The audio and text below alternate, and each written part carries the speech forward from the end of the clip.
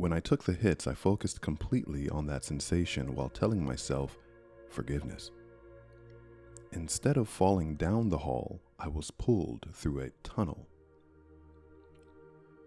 It was squared like the hall, but had the feeling of moving upward at an angle.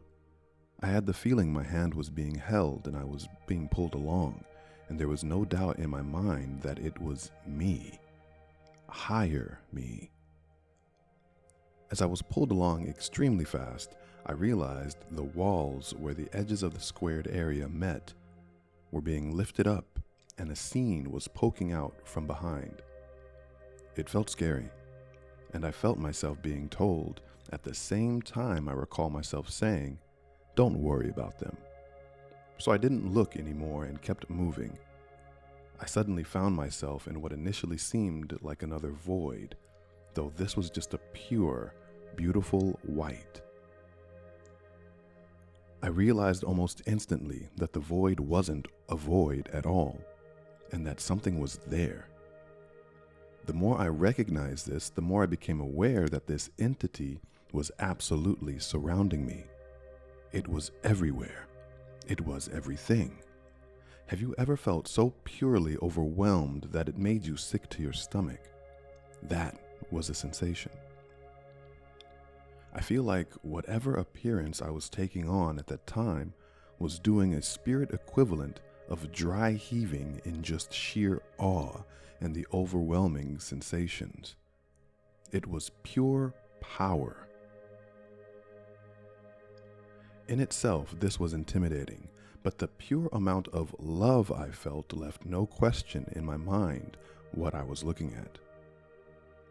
I've always called the higher power source. This felt like a more accurate term and less loaded than God. Yet I couldn't be in this presence and can't recall it without the word God coming to the front of my mind. What remained of me seemed to merge with God, and I have never felt such a profound love. It filled me to the point where it felt like my chest could burst open. It seemed like we were in constant motion and never moved at the same time. Looking around, there was no particular shape for God. Everything was just Him.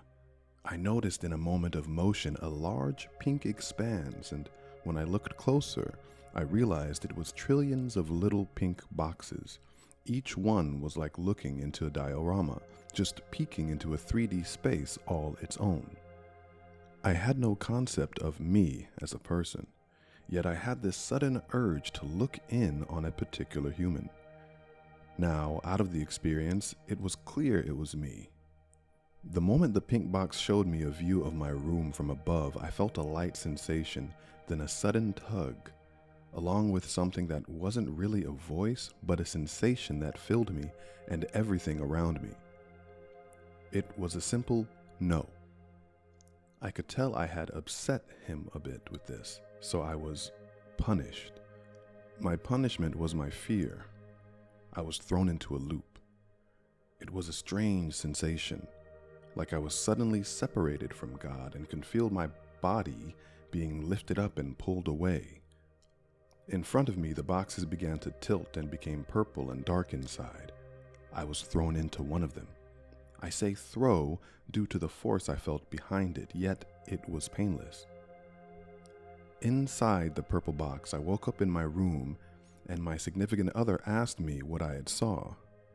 I had a gnawing sensation that things weren't right, and I was very afraid.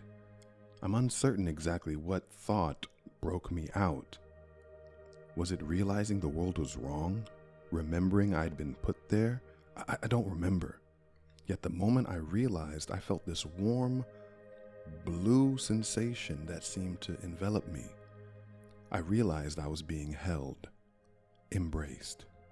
Everything around me felt bright and blue and full of love and every wonderful emotion you can imagine. Because I'm a silly human, this punishment didn't stop me from trying to peek into the boxes again. I was punished quite a few times. I had also been punished for attempting to think of a word to describe God's shape. Not so much that I wanted to, but that I pushed it. As I tried to think of the words, he told me the word was indescribable. and that would be all I was allowed to take with me. I suddenly thought to open my eyes to escape, but when I did, the way I saw my bedroom in that moment was infinitely more terrifying. He simply told me, "There's no escaping it. Embrace it." Even still, I would have moments where the loops were too much, too hard, or I simply couldn't escape them alone. When it felt like I was about to snap, I'd suddenly hear the music I was listening to. It was a simple but beautiful piano song that I didn't otherwise hear at any point. Yet it would come in very clearly at these moments and the loop would melt away. I would see black, empty space with a single bright blue line straight down the middle. It seemed to me like the line would warp to the sound of the music, and I became aware he was playing the music himself. He really loved the song, and I got the feeling that in general he loves the piano and is proud of humans for creating it. Each time, whether I was pulled out or came to my own senses, I was immediately embraced again. I felt pride radiating as well, that he was happy I had returned and was okay, and that the punishments weren't something he necessarily wanted, rather what I needed.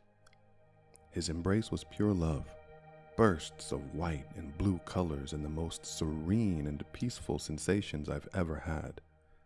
Although in itself it felt like a perfect balance of male and female energy, the feeling I got when I was in trouble felt very paternal, loving yet strict. I started becoming aware of my bedroom again. The visuals were fading and the music was a constant. I could also feel I had rolled over onto my side and was holding onto my pillow for dear life, so I could feel the pillow pressing against me.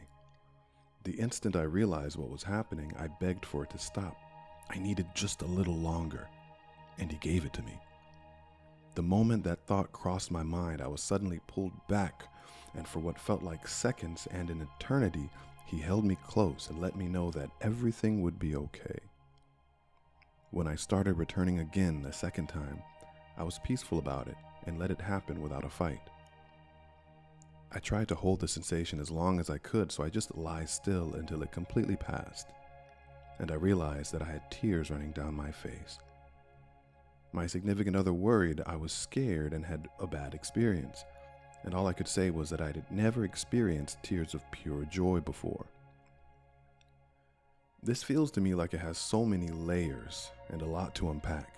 Yet, outside of the pure, unconditional, and embracing love that I felt, the most powerful realization I came to afterwards was that I hadn't at any point stopped and wondered why I was receiving such love.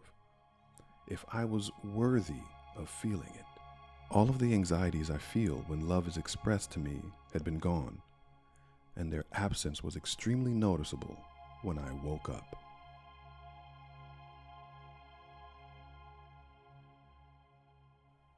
Okay, what an awesome trip report. This one was sort of a departure from our, visual spectacle sort of DMT trip reports. And I like that about this one. It was more based in how she felt in her emotions, yes, in her introspections and reflections about her experience. But I think the thing that stuck out to me most was her interaction with God, where she was inside of God. And if she tried to put a shape to it, words to describe its shape, she would be punished. Now, whether the punishment was deserved or not, or anything, that's neither here nor there. But it really got me thinking, what is the shape of God? It sounds like a silly question on the surface, but it goes so much deeper. Let's get into it. In order for God to have a shape, there would have to be a space where God resided in. And if God resided in a space, that would mean it would be within something that's outside of itself. Therefore, it wouldn't be infinite. It wouldn't be omnipresent. Therefore, it wouldn't be God. So how could God have a shape? What does God look like? I think we as humans, we have this tendency to package things and even project our own human attributes onto things to make them more recognizable. more palatable, easier to understand. And I think we try to do the same thing with our understanding of what God is. I take the Hermetic standpoint of God, just infinite consciousness, literally the end, that which nothing is beyond, that which contains everything inside of it. Infinite in all senses of the word, infinitely infinite. Nothing exists outside of it, not even non-existence exists outside of God. An entity so infinite that trying to describe it in any other terms other than its infiniteness would only serve to limit it. Because you can't put a box around the source of the box, if that makes sense. Any words you tried to use to describe God only serve to limit it. It is. God is. And that's it. So what does that mean for us? Forgive me, we're going a lot deeper than I expected, but whatever, let's go. Imagine, if you will, a picture. It's a line-drawn circle with a dot in the middle of it. The dot is you.